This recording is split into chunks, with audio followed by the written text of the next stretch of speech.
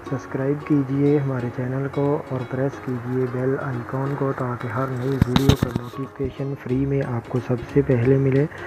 आज की वीडियो में हम बनाएंगे चपली कबाब, बहुत ही आसान। सबसे पहले हमने कीमा ले लिया है।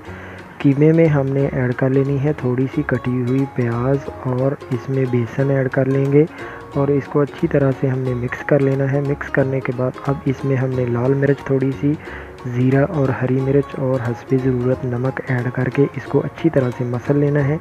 मसलने के बाद मैरिनेशन करेंगे आधे घंटे के बाद। फिर से हमने एक बार इसको मसल लेना है इस तरह से, अच्छी तरह से। और इस तरह साइज़ के हमने चपली कबाब बनाने हैं। तवे के ऊपर हमने बनाने हैं। घी ऐड कर लिया। घी जब गर्म हो जाए तो इनमें हमने कबाब ऐड कर देने हैं इस तरह से।